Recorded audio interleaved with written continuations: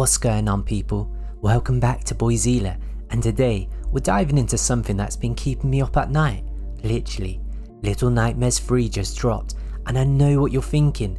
Is this worth my hard-earned cash, or is it just another horror sequel that plays it too safe? Well, lucky for you, I've got some major news about the game that'll either make you smash that purchase button or run away screaming.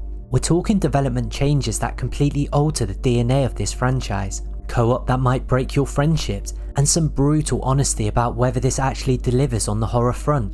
So let's jump into it. Alright, let's start with the elephant in the room. This isn't the same Little Nightmares you remember.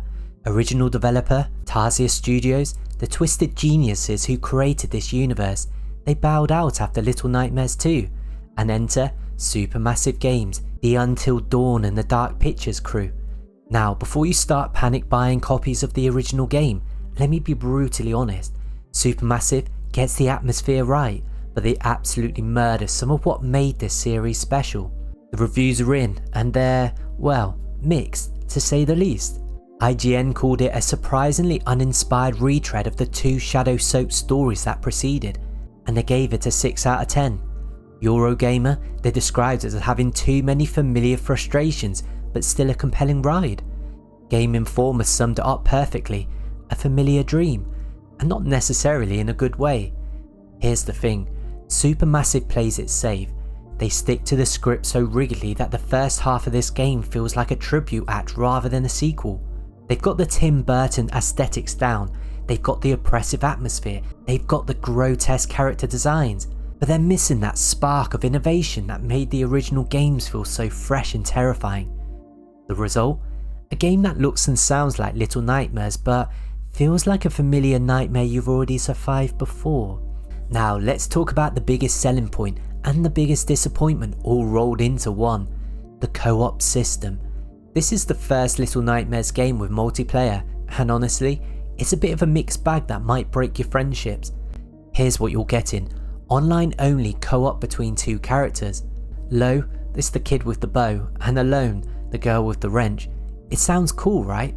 Well, until you realise you can't play local co-op. That's right, no couch co-op in a game that feels like it was designed for you and your friend to huddle together in terror. The friend pass system is generous. Your friend doesn't need to own the game to play with you, but here's the deal breaker, no drop in drop out functionality. If you start a co-op session and your buddy chickens out halfway through, you have to restart the entire story to play solo.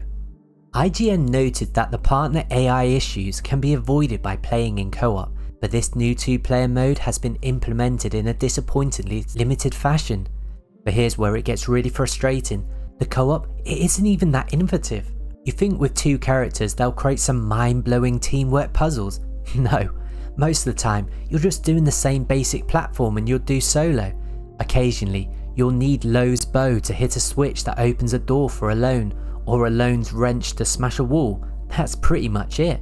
And the worst part, the game actually feels less scary when you're playing with someone else.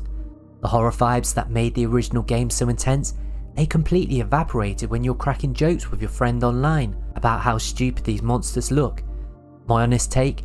Skip the co-op entirely and just play solo with the AI. The AI companion is actually pretty decent and you'll preserve that lonely, oppressive atmosphere that makes Little Nightmares what it is. Okay, let's get into the nitty gritty gameplay mechanics, and I'll be straight with you, this is where the cracks really start to show. Lo and Alone each have unique tools. Lo's blow can shoot ropes, hit switches, and occasionally kill enemies. Alone's wrench can smash weak walls and manipulate machinery. Sounds like a solid foundation for creative puzzles, right? Well, wrong. Here's the brutal truth.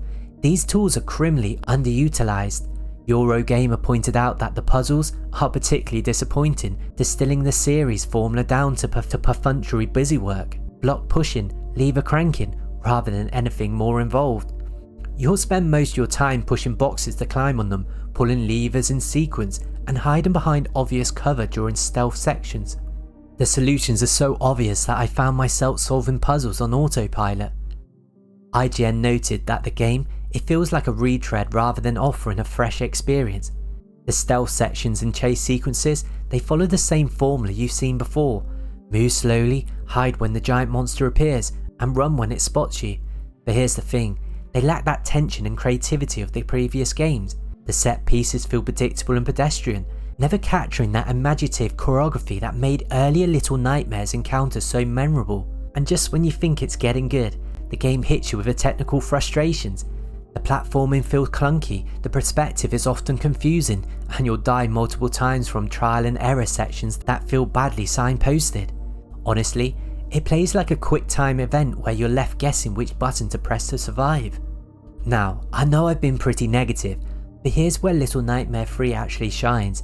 The artwork is absolutely incredible. Supermassive Games might have dropped the ball on innovation, but they absolutely nailed the atmosphere. The world building in this game is stunning.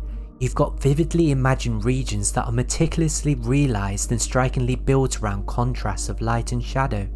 You'll explore a desolate, sand-ravaged city where residents are frozen in perpetual fear.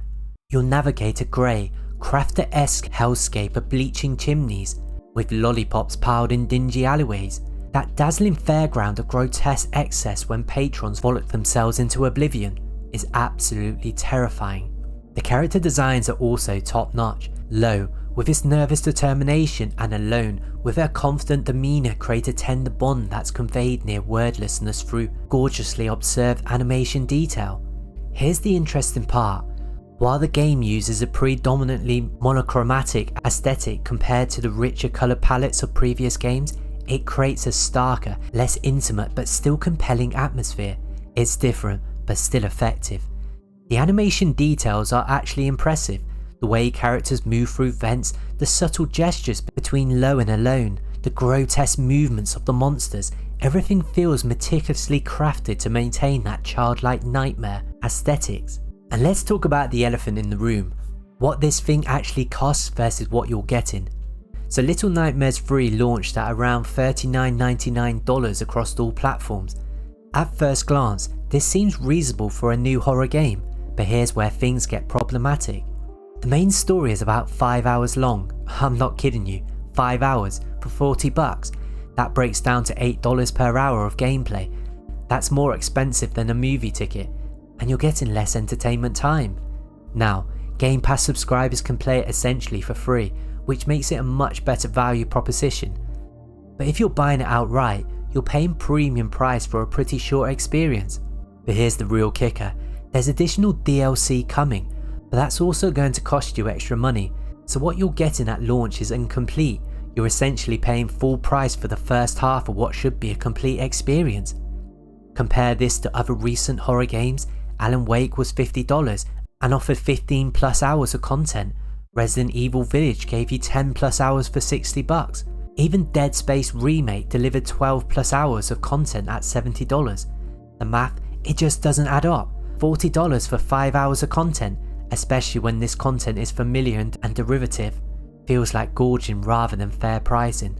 My honest take, just wait for a sale. This game will almost certainly drop to $20 to $25 within a few months, and at that price point, it becomes a much more reasonable proposition. So here's my bottom line, this is a $40 game that feels like it should be $20. The atmosphere and presentation are actually impressive. Supermassive gets the visual style right. The world building is creative, the character designs are memorable, and there's definitely a gruesome charm to the whole experience. But the gameplay innovations are non-existent. This is Little Nightmares' greatest hits with no new songs. The co-op system is limited and actually distracts from the horror experience. The puzzles are obvious and repetitive. The story is slight and short, 5 hours of familiar content for $40. If you're a die-hard Little Nightmares fan who absolutely needs to experience every piece of the universe, just wait for a sale. Pick it up at $15 to $20 when it eventually drops in price. You'll appreciate the visual artistry and the atmosphere without feeling ripped off. If you're a Game Pass subscriber, definitely check it out. You're essentially playing it for free and there are definitely some memorable moments worth experiencing. But if you're looking for innovation, fresh horror mechanics, or significant replay value, just skip it. Little Nightmares 1 and 2 are both better games that offer more content for less money. This isn't a bad game, it's just an unnecessary one. It's like eating reheated pizza when you could have had a fresh, hot pizza for the same price. It will satisfy the craving, but you know you're not getting the best experience possible. So there you have it guys, the brutal truth about Little Nightmares 3.